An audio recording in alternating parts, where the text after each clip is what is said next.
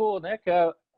We just kind of just hit record. So, um, so what are we getting? I don't know. There's so much going on right now. I don't generally try to get into politics or anything like that. I just try to talk culture and art. But culture now is what's going on. In the West Coast, everywhere. In urban cities and everywhere. But so so how are you dealing with this regarding, I guess, yourself and your family, and also just regarding like how did you have to adapt with your craft? Producing, recording, stuff like that. You mean just to like pandemic life? Yeah. So yeah, how did you have to adjust to this? So, like, I know everybody had to, but regarding like say your business and your studio, stuff like that. Sure. I mean, honestly, my stuff, I sort of migrated to a largely solo remote work a while ago. I just am sort of that kind of dude. Like, I kind of like to just be thrown down a flight of stairs and told, like, go do this and come back when you did it. You know what I mean? Like, I've loved producing some records and being in the room with everybody for a long time, but I also kind of like that. I love mixing. I got into mixing for that reason, because you just take the stuff and kind of bug out on it, on your own. Yeah. So I started doing that as a focus a while back. So weirdly, it hasn't been like the biggest shock in the world, just like work-wise. Yeah. Because I already had kind of been doing that, just being sort of like the relative hermit that I am. But there's obviously just the adjustment of like the psychology of being trapped, and I have 2 kids and they're always around, and which has been great on a lot of levels, but also just it's just a different life. Yeah. And it's kind of hard. I find it somewhat hard to like latch on to anything for very long in the same way that I remember being able to before all of this. Yeah. There's something about it that's just making everything like feel amorphous and kind of weird, and so there's that. And and I get this deep sort of feeling of claustrophobia and get me the hell out of here. So we leave a lot. We try to leave as much as we can and go try to go camping somewhere, or just drive, just be at the beach or be in the water, which is like a nice thing we're able to do out here.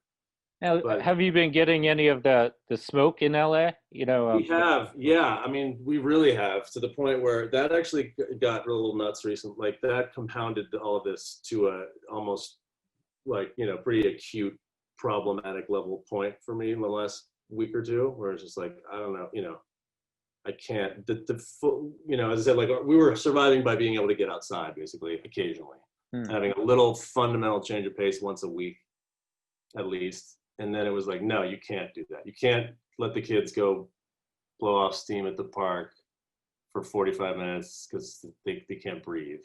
And then that starts to feel a little intense. Yeah, so I could imagine.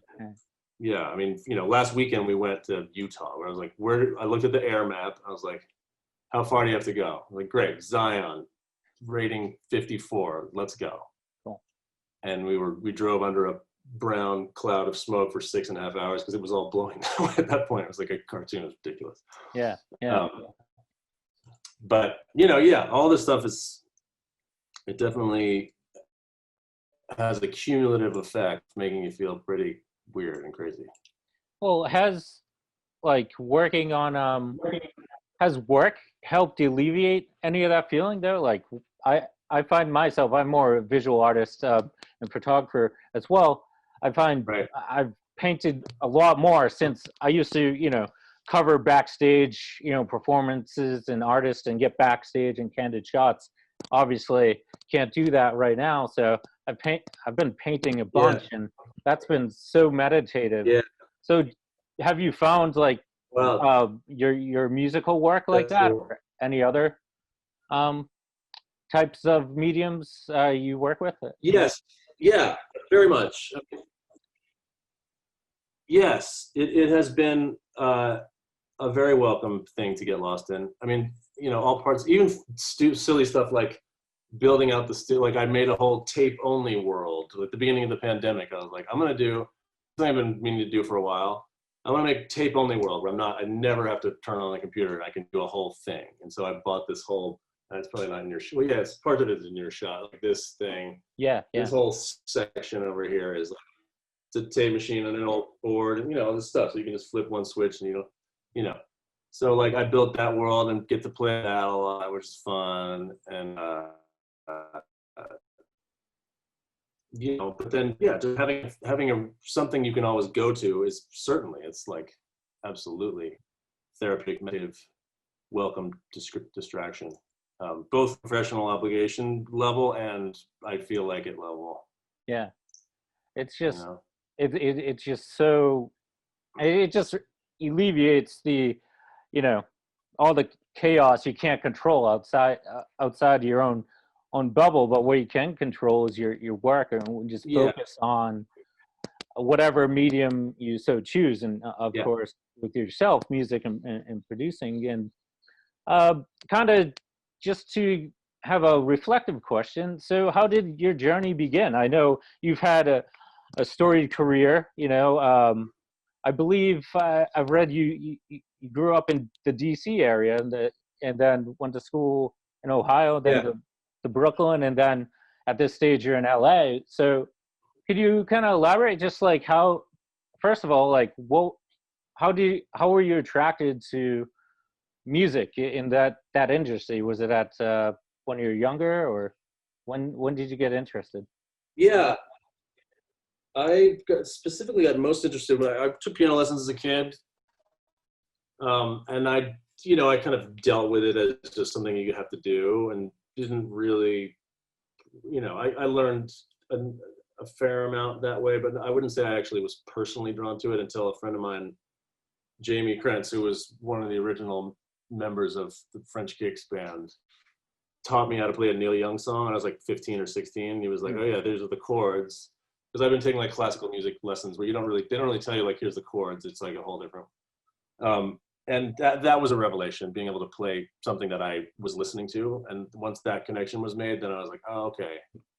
And then from there, I was deep psyched on it for a while. And then I think I had another formative thing was seeing this Radiohead concert when I first moved to early days in New York, and kind of realizing there was like, they were playing OK Computer songs. And I realized that I thought that music was so brilliant, so like intricate and complex, which it is, but I realized that was another level. I was like,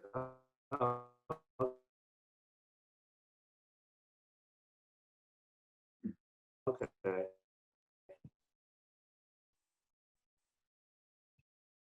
You can construct this necessarily.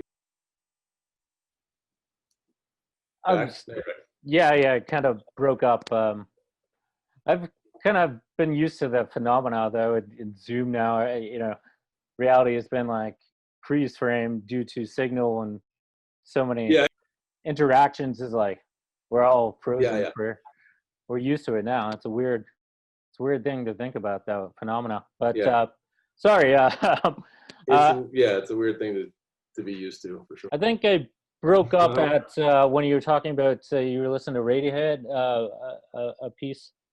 First, when you were early days in Brooklyn, I guess, or New York. Yeah, it was just another like memory of a formative thing where I had a realization about being something that you can do. Like, this is something you can do. It's like the parts of those songs that they were playing at the time, which were like the OK Computer kind of songs, which is beautifully complex, sophisticated music in a way, but it's also like it's the sum of parts that are not super complicated in and of themselves.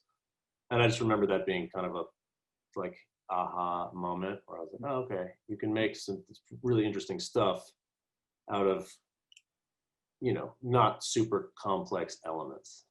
And being kind of turned on by that idea. So you guys formed like French Kicks, and obviously you had a great career with them.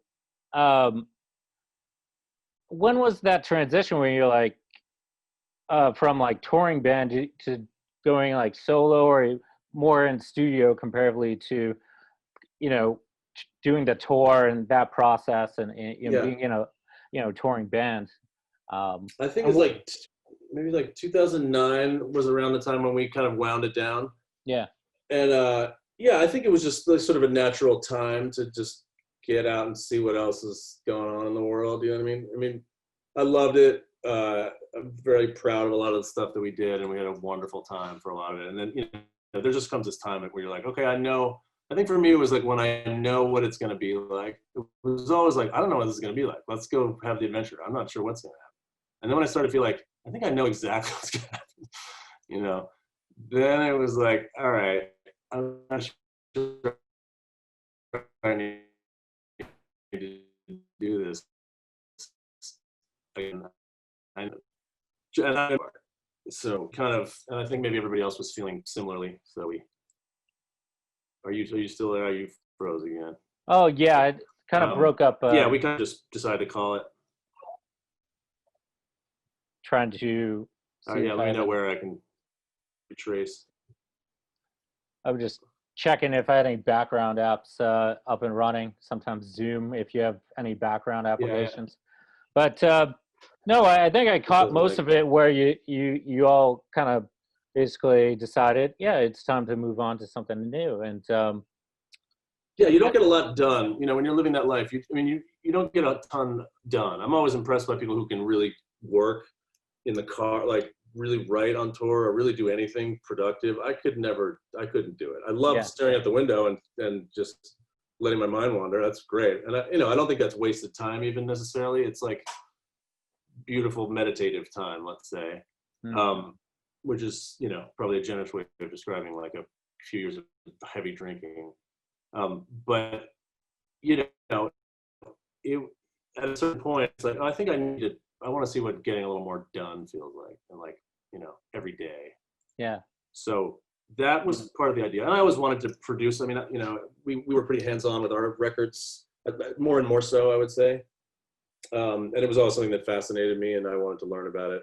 And so, yeah, I started the studio in Brooklyn, just a one-room studio, much like the one I'm sitting in right now, actually, although it was underground in this horrendous basement where we just couldn't seem to get away from in 15 years of doing the same basement we started in, actually, in 1999. Oh, wow. Yeah. When in Dumbo, you couldn't get water after 6 p.m. in Dumbo. I mean, it was, you know, and the lot where we used to park our van is now like a, you know, 25-story building where Busta Rhymes lives, and it's like the weirdest thing. So, but my studio was down there, and I just started kind of trying to make a go of it, which is a weird thing to suddenly try to do. You know what I mean? Yeah. Because everybody's like, yeah, the guy from the band wants to be producer. Like, yeah, so does every guy from every band. Like, give me a break. Yeah. But I did some, you know, that's when we did that I don't know if you ever heard the Caveman stuff. You ever heard that band at all? I just briefly looked into them today, so not like in depth. But sure, yeah, that was one early record that I did down there that was really cool and came out really great. So it was a good way to start the whole thing. Learned a lot, obviously. It's all just trial and error, self-taught, bumbling through, and, you know, screwing things up and figuring out why, and, you know, so that was kind of the transitional phase, I guess, right around those years, 2010 to 12, 13, 14.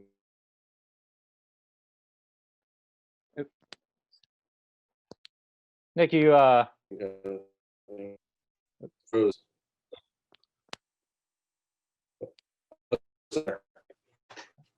I am.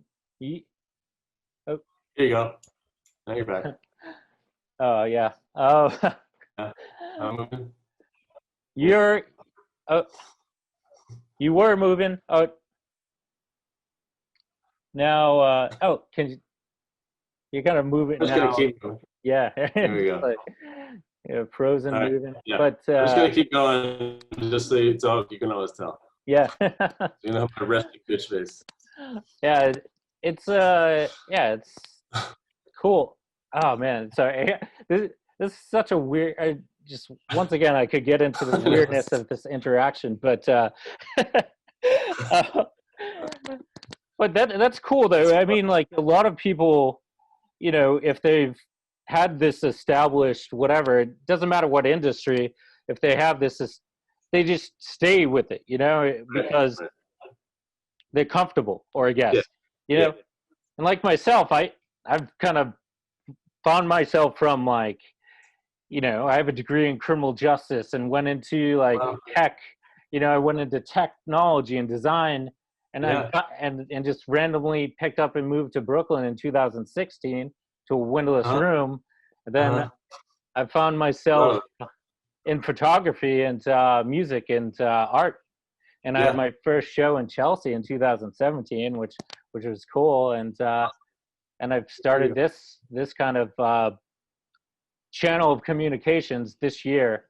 But initially, I was going on site and with a camera, which I love. You know, I can frame it, but obviously due to circumstances. But I get to actually, I've reached more people because, you know, it's easier to reach like the likes of yourself in the West Coast, and so I've had so many interesting conversations, and that's what I like. So did you ever have like you know, a lot of people are held back by like a fear of like, because of this known of whatever career, they never want to kind of leave. But you know, I know as a kind of creative too, it's like you got to evolve and move on. So did you have like any intimidation, or I assume like, you know, starting anything up is a bit tough initially, but I mean, delusion is probably a better word. You know, I think it's like, with all this stuff, there's always 6,000 reasons not to do it, and you know why it's a bad idea. I mean, it's anything in this world, in the world of trying to make music or art or whatever, it's always a bad idea on paper, and the studio business was no different, you know. So I don't think I was like scared to jump over to it necessarily. I probably should have been more so than I was, you know what I mean? Yeah. But it, you know, it was time on a lot of levels to do something new also. So it wasn't like, you know, it wasn't like a shocking move to make, I don't think, to try to do something else. And that was definitely high on my list of the something else is to do. And I was also still writing at the time, you know? So it didn't feel like a total, like, forget it. And you know, I made Josh from French Kicks made a solo record, and I produced it, and you know, we did it together in the studio. So it was kind of like, it didn't feel like a total divorce from that world at all. If anything, it was just like a different avenue in the same world, you know. Now, what did you get into, like composing, or like if that's the right word, you know, for film and TV stuff like that as well? Was that when you moved out to LA, or did you dive into it in New York as well? Or? It was in New York. I mean, that was also around the same time, you know, when I was out of the touring life and just had a little more. I mean, I started pursuing it while the band was still going, for sure, and I would do my first, even way long ago when I first moved.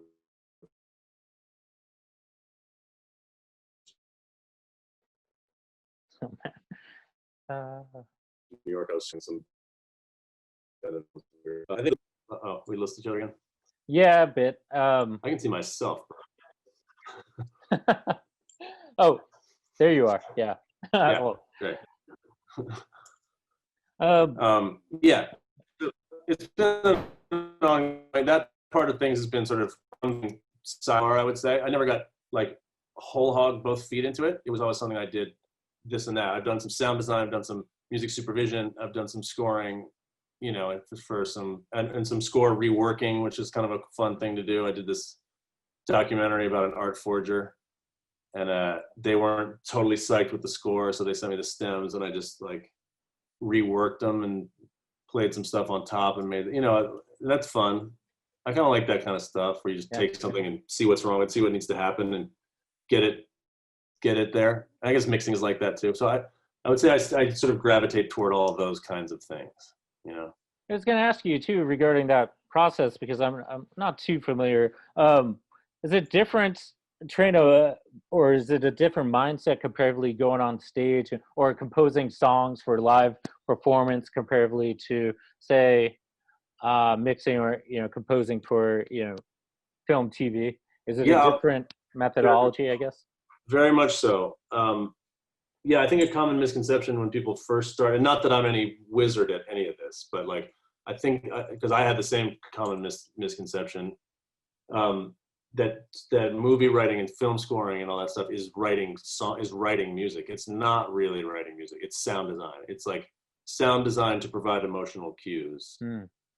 And once you get that, then I think you can start to do it well, potentially. And again, I'm not saying that I ever have done it well, but I did get to the point where I understood that about it, where it's like, this isn't writing song. Nobody's going to put this on.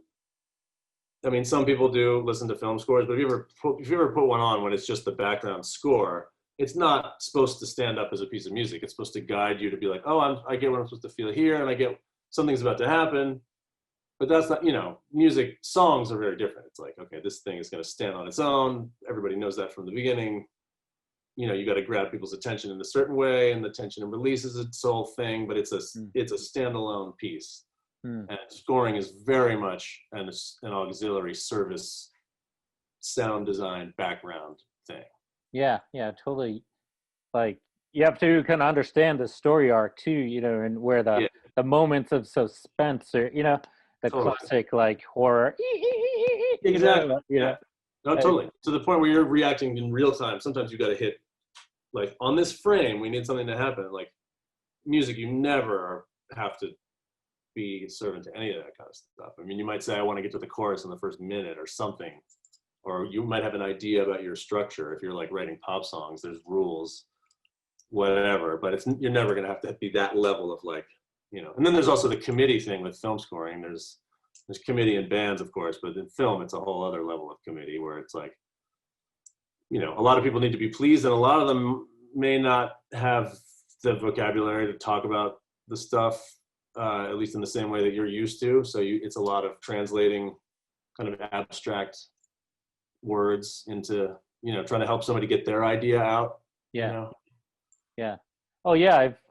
I've kind of dove into that, like more film and I've in the city and up north of the city too, and working with actors and stuff too. But it's, with film, it's like, so you need dozens of people to create the final product. With, say, as a musician or a singer songwriter, you can do it yourself, or same as a visual artist, I could paint my own image. But with film, you need at least a sound guy, director, actors, whole team. It's a totally different. It's totally different production. But yep, very much. So, I find it. If just to kind of wrap into the psychology of like sound, it's like how like, have you ever thought about like how like music kind of just why people are attracted to music and like binds people together in a cultural kind of thing? I mean, I guess I don't know that I've attempted to fully answer that question, but I mean, there's the obvious stuff of rhythms being soothing from the time that you're an infant, like just back and, if you're watching a waves or anything that goes like this is soothing, anything with like a pulse and a rhythmic give and take is breathing, is that the heartbeat, obviously, all this stuff. So it's so ingrained in the nature, in the biology, that it's not surprising, in other words, that like some version of that with a little more like stuff for the attention and candy for the ears would be something that human beings get into. And then, the communal thing, I mean, people all getting together on one, there's nothing more beautiful than everybody singing a song in unison. I mean, if you've been like in a stadium full of people singing a song, it doesn't matter what the song is. It's like, that's amazing. It's amazing, and then if everybody, like, if you're like a Bruce Springsteen show or whatever it is, and they drop out and let everybody sing, and it's like the sweetest thing in the world, And I think there's a deep longing in people to be part of, we're an ant colony, really. I mean, beehive. It's like it's a, I think that's what human beings default to, whether they realize it or not. And the United States, you grew up and they give you this, there's a lot of indoctrination about the individual, and you read like Emerson and Thoreau and you're like, yeah, when you're like 16. Yeah. But I think more realistically, people long for that, like, and function most naturally in this sort of collective state. So that's what I think music, when it's good, when it's working, it does that. And it seems like, I will say the stuff that we've done or that I've done that I've liked the most, it's kind of, it seems like it's always been, you're like, that seems like it's always been, like, I feel like I've heard that somewhere, or it just seems so natural. Like there's no barrier, it's like the path of least resistance kind of thing. So, which is, I guess, somehow tangentially related to what you're talking about. Just like stuff that it's kind of floating around anyway, and you're kind of trying to tap into it. Yeah, no, I agree. It's like, well, yeah, we're ingrained to be, groups or social species. I'm reading this book, and I've talked to Walt about this last conversation, where it's called Sapiens, and you can read. It goes through the history of man, from the beginnings and how we became modern man, and all the revolution. So it starts off, it's like we were just, actually there was hundreds of species of humans before 100,000 years ago, and right. For millions of years they were all separate. But until the cognitive revolution, for Homo sapiens, we then basically took over the world, because we had this phenomena of just this evolution in our minds, that we could start, communicating with each other and sharing, and then doing cross or transatlantic kind of, traveling and trading. And then that's how we got to kind of where we are today. And we haven't evolved that much since that right.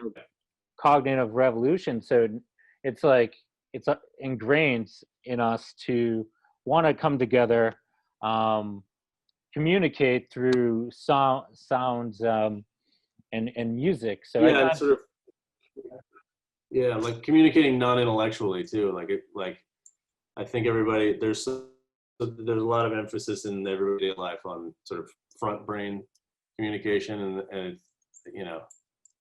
I like to think about there's a tribe somewhere apparently where everybody gets up, and how most people, I guess, wake up in the middle of the night at some point. It's like 2 in the morning, you wake up randomly, and it's built into the culture of this tribe that everybody gets up and goes outside and together, and they're all just like in this weird middle of the night vague out, but they do it together, which I thought was so cool. I think there's like a longing for it's that passive, meditative but also collective thing. That do they do this consciously, or do they just are they? Yeah, I think so. I don't think it's like collective sleepwalking. I think it's more of like a tradition. It's like, oh, this is how you deal with this part of the day. Like some cultures have nap at 4. And everybody's like, oh, this is the time everybody's tired. Let's just admit it and go to sleep. Like in Spain, you go to sleep for an hour. Yeah. And it's fine. And I think it's just one of those. It's like, okay, we're all up, and I'm sure this evolved over however many years, but like we're all up anyway. And it's in this weird state. And so like this, and maybe there's a weird exchange of kind of, thoughts and stuff that can happen uniquely at that hour. So they figure like, okay, we might as well all come outside and mingle and like see what happens. Yeah. Well, what is the cliche of like 4 a.m., the kind of magic hour for writers and poets, or, trading. I could never do that. Yeah. Like, used to stay up till 4 a.m., but I mean, just waking up at like 4. But there is like this weird quiet energy of, say, in the city, like at like 4 a.m., it's kind of, you can feel it not quite waking up yet. And it's just a kind of silence. That beautiful stillness. Yeah, totally. Yeah. So that's I have to look into that, like that like that hour kind of phenomena of how the brain reacts to that for some reason, Totally. activity. I mean, I will say it was amazing at the beginning of the pandemic when everybody really was locked down and the whole world was, and there was stuff, all those news articles about how it's literally vibrating less. Like the Earth is literally, usually it's like, this thrum of just industry all the time. Yeah. And they shut everything down, and you could feel it. I mean, you really could. There'd be like more birds in the yard, the air was clear, and it was like, and you could feel that everything was less like frenetic, and it was great. And it reminds you like, oh, that's what we're just being kind of constantly just aggravated all the time by things we're not even aware until they shut it off. And you're like, oh my God, it's so much better when all that shit is off. Oh yeah. Like imagine if we did that every year, like for a certain period of time, Yes. And then like you had a cleansing moment of like, we got to stop overdeveloping, stop.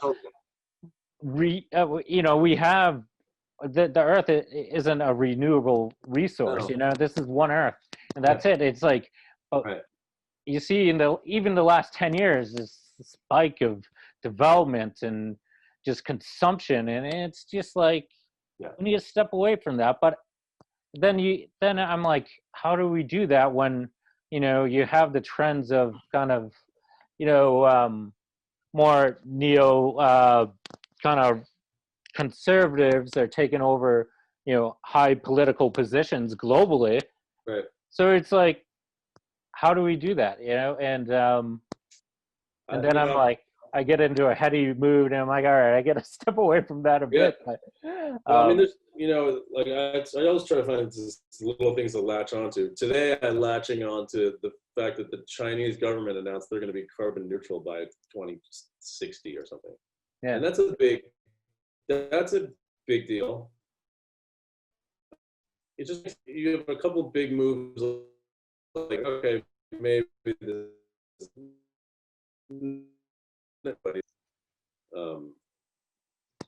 but yeah, it's a very weird and disheartening time to be alive. Yeah. Because I've been talking to people about this. When else in human history has it literally been time? You had, this many species of birds. But guess what? Right now, in your lifetime, since the 70s, 80% of birds have died. It's like every day you read an article like that. Or like, you watch some beautiful thing about a place in the world. Unfortunately, now this is fucked. It's over.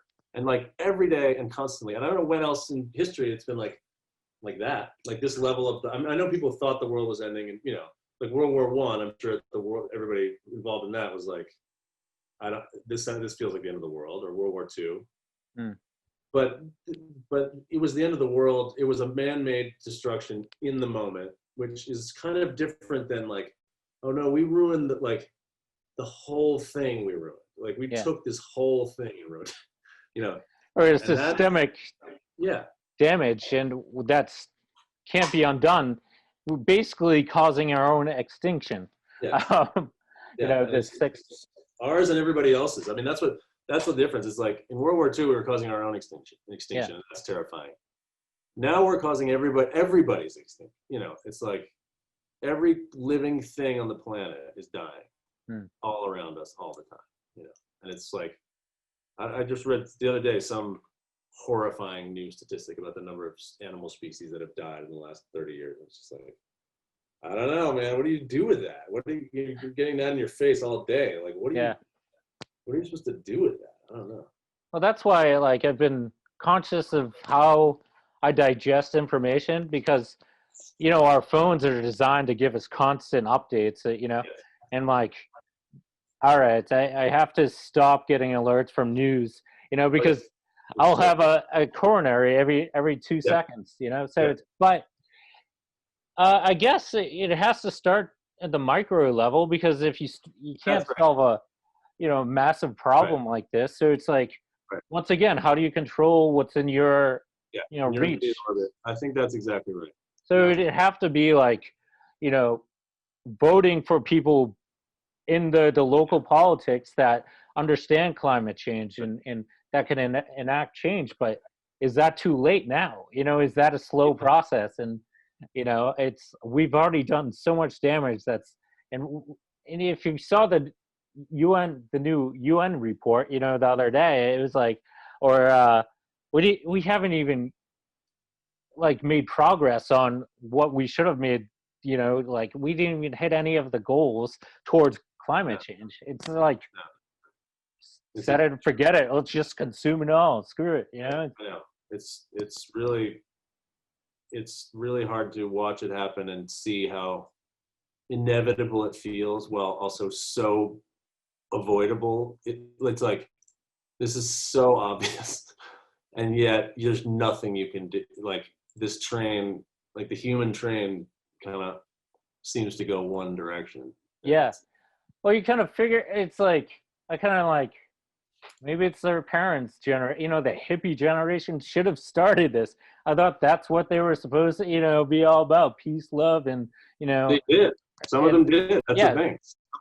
49% of them did, whatever it is, or 66% of them did, but the loudest and therefore the most shameless and therefore most powerful contingent of 34% didn't. Yeah. And they won because they had no shame in stealing and didn't mind lying and didn't mind, you know what I mean?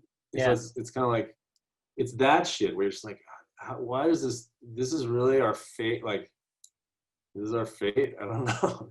It seems to like play out over and over and over again where you're like, for whatever reason, it's a self-correction, and there's something deep in the human thing where it's like, maybe this is just doomed to failure. It's like a flawed system. It's very promising in a lot of ways, but there's just like flaws built into it where it's not going to work.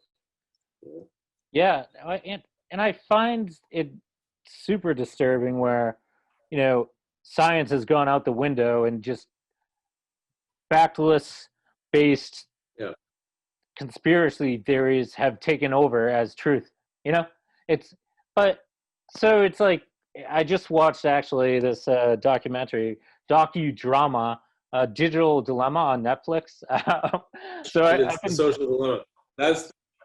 That is the greatest movie. I love that. And it's like, it's all kind of stuff but then you're like, oh man, when they do that direct thing, like, oh no, the inevitability of fascism from this technology that we all designed and can no longer create, and there's only one way that this ends, and it's demagoguery and fascism. You're like, yep, I see your point. You're right. I'm sure that, and here it is happening in front of our face, and there's nothing anybody can do about it. Well, it's like how blind. It's like I've seen so many contradictory posts or arguments. I'm like, what you voted for, or it's like our grandparents fought for the antithesis of what we have in place now and what's coming. And it's like, and then I see like stupid posts like Joe Biden supports communism, but who's in bed with the Russians? It's like, right. I know. It's frustrating. I don't mean to get into this way, but I mean, it's just it's all around us. There's no escaping it. I mean, that's what we're doing right now. Unfortunately. But to wrap into it, I find it encouraging that people are still creating beautiful stuff too out of it. So through the pain and through the struggle, you still can create, I think, even more beautiful stuff as an artist.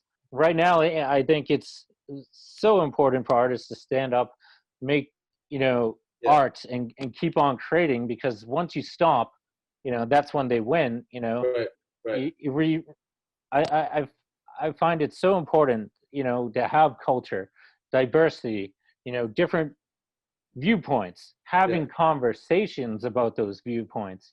And then generally you'd have maybe I don't agree with this point, but can we agree at least on this? And that's called diplomacy.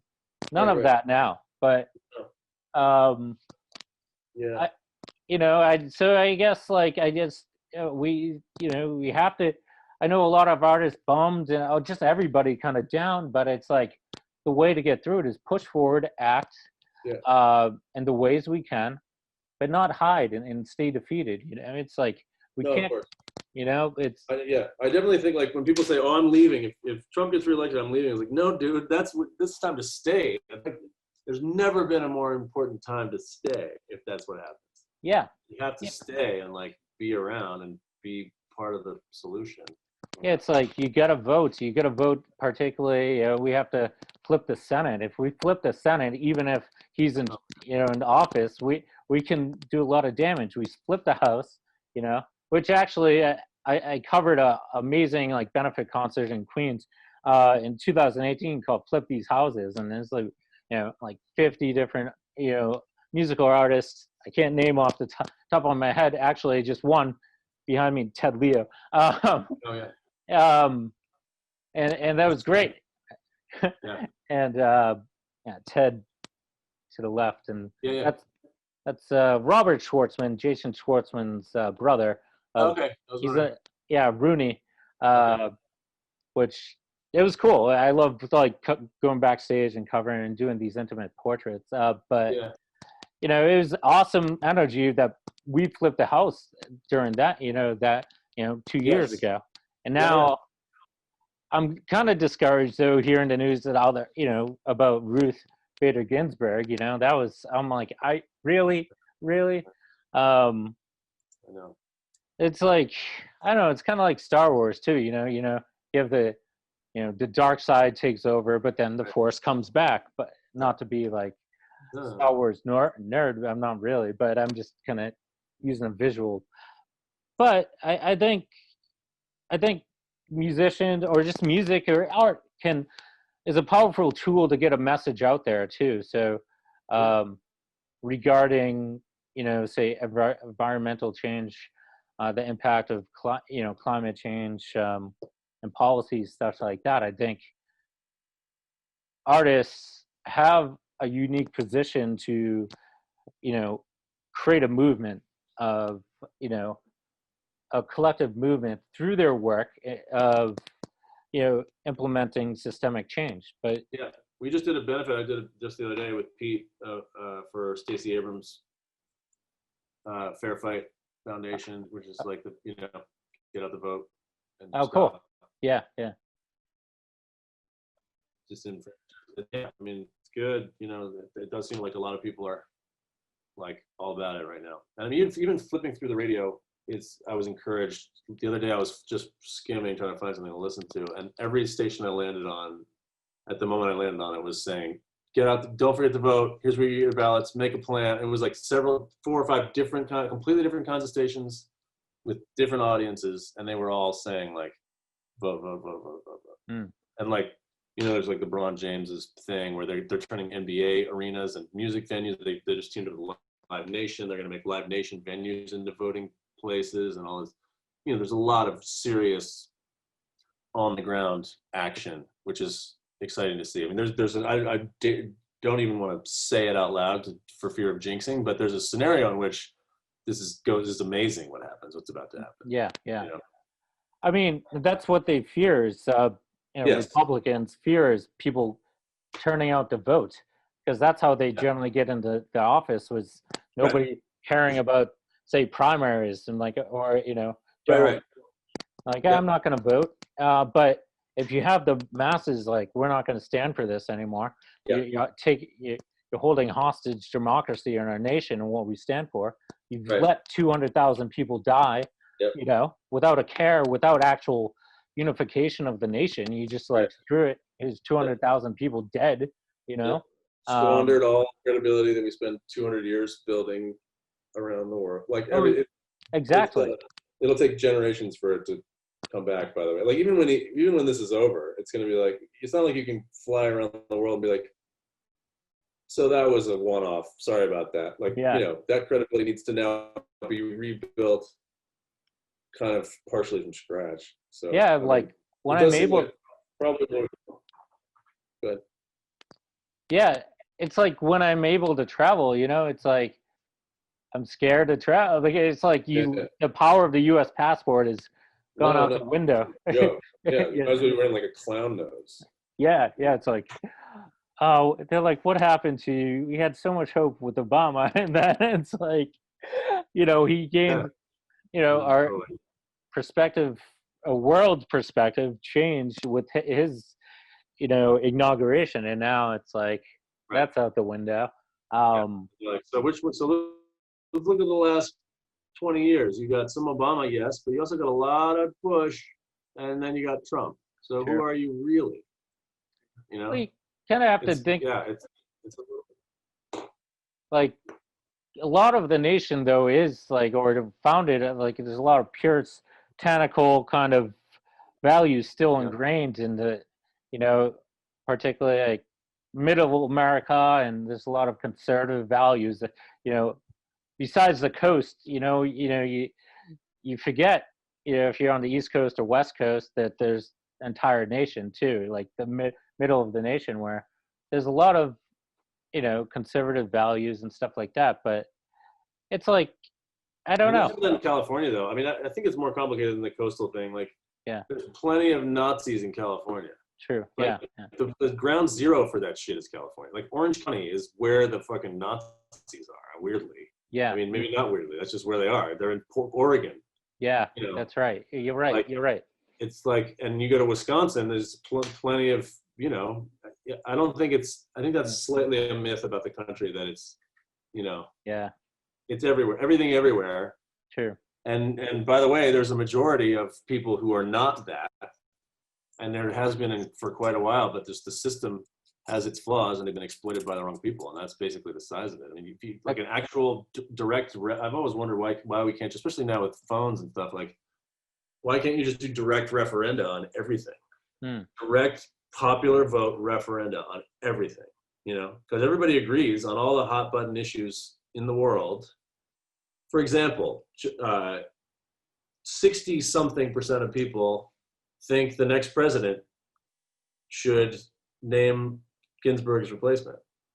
So is it a democracy? Let's put it to everybody's phone. Like, I don't have $500 million, but if I did, I could move it around on my phone. I could move it from this account to that account on my phone.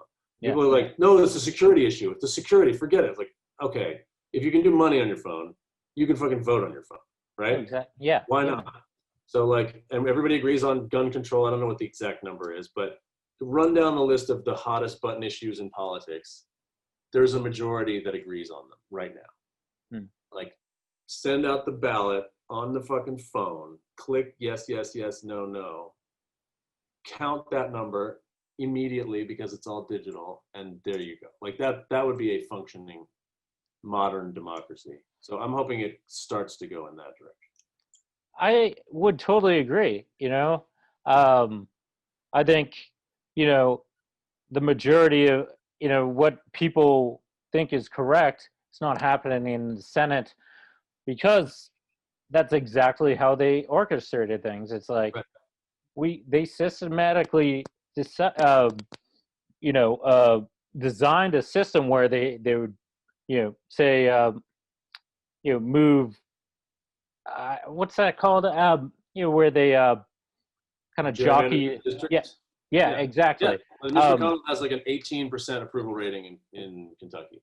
Yeah, and he gets reelected because the districts, are like, exactly like a cartoon Sharpie. It's like, No, the guy's orchestrating, and he's in bed too with the Russians, and oh man, he's not a good guy. He's not a good guy. Mr. McConnell? You don't say.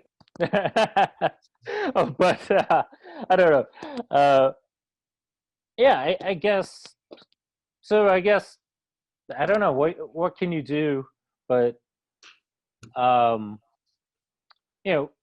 act within your own realm. Totally. And I remember thinking that same thing at the beginning of the day after the last election, when it's like, what the hell, what country is this? And, having the same thought, be like, you know what? Okay, it's all local now.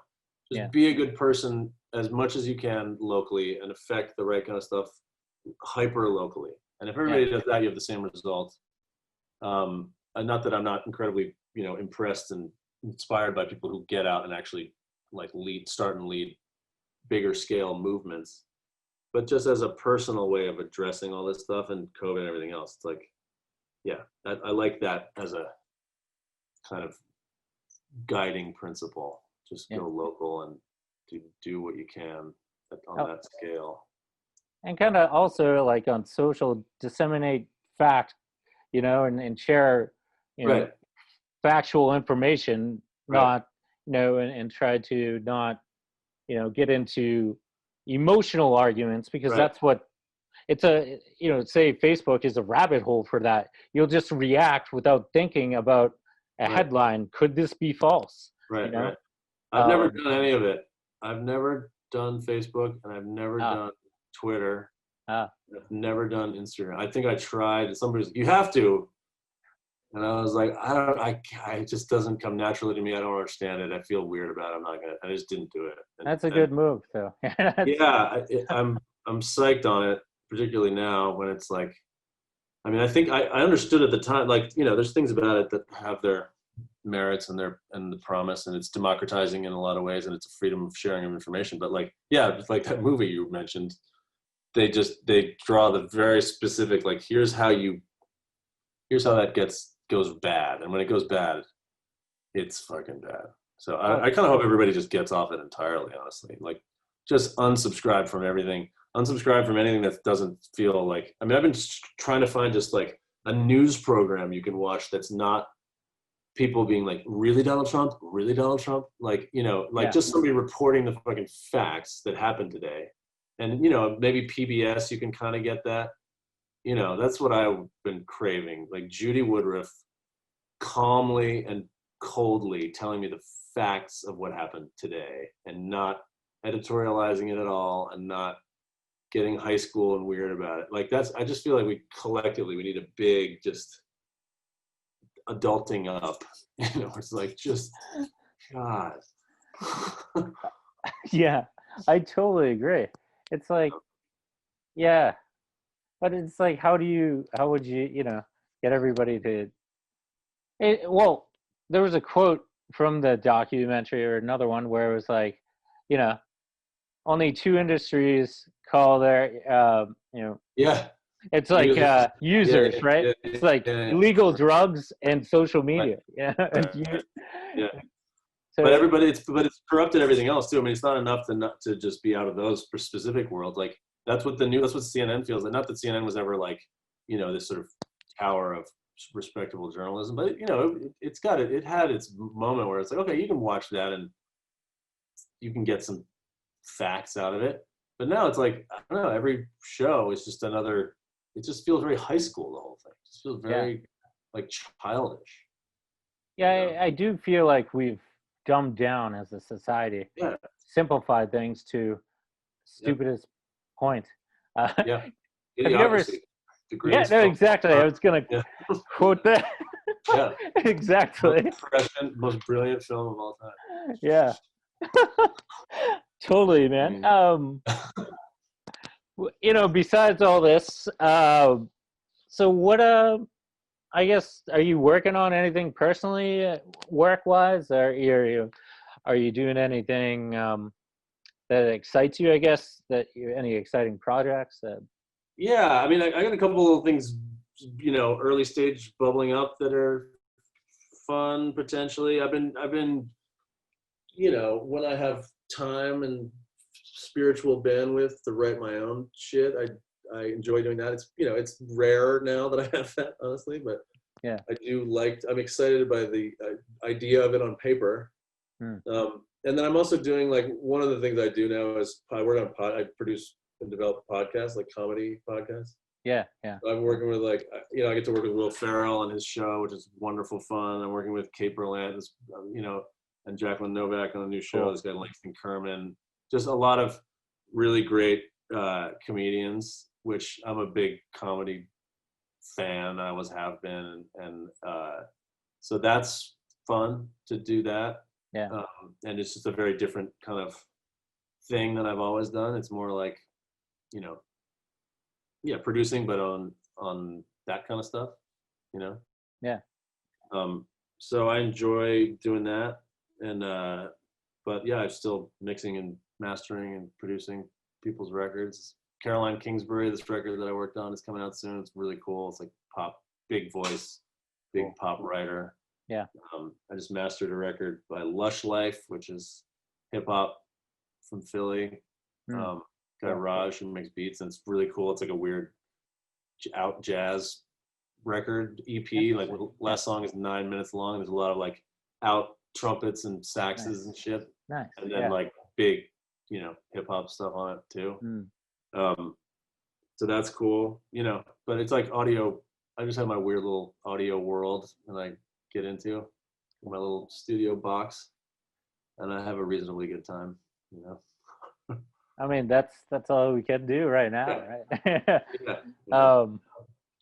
But I guess I'll let you go, man. It's to let you get back to it. And I don't know how to wrap. I guess just keep on creating. I guess you know. I hope I'll try.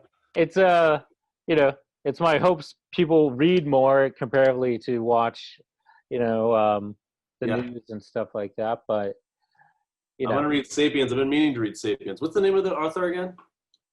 I think I read a long like New Yorker article about him. He's like an Israeli guy. Yeah. Right. Once I gotta just do the Google search there. Oh, if I can find it. But I definitely I'm gonna do that. Yeah, no, it's a great. I was trying to read the Gulag. Yeah, that's what I hear. Yeah, I have like all three volumes of the Gulag Archipelago on my nightstand. I've been trying to read that, like Solzhenitsyn. Cool. Yeah. Russian horrible purges, and it's like not exactly an escape from what's happening right now. I think *Sapiens* might be a healthy zoom out. Yeah, no, totally. It is. It's a healthier book. When I've gotten into my Russian lit phase, it kind of brought me to a level where it's like, whoa, I don't like where this is leading. Yeah, you know, all needs to be well in the world. Yeah, yeah. I'm like, what's your favorite Russian shit? Are you a Tolstoy man? I haven't touched Tolstoy. Pardon me if I Dostoevsky. I can never, you know, yeah. It's I had a period where I was kind of reading the Russian lit. Recently, due to kind of pandemic, I've been watching more like Russian film, like Tarkovsky, you know, like Solaris and I've never seen that. What is it? I go on the website Criterion Channel, which they have amazing like archives of classic films from you know. So I try to watch you know, high art as well. I just love the cinematography.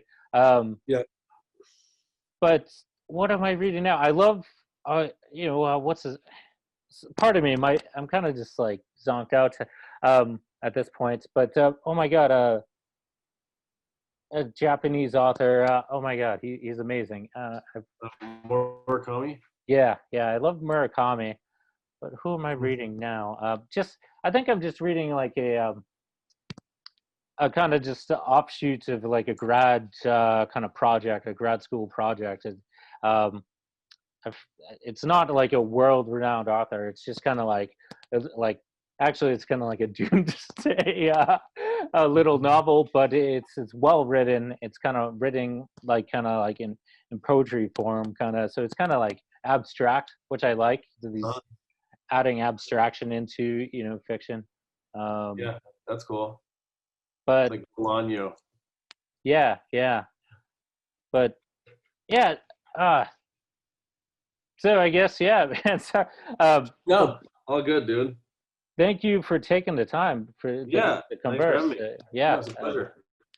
Nice to meet you. You as well. I hope your family's safe from the fires and likewise everything else. And thank you so much. Yeah, absolutely. Be well. Be well, man.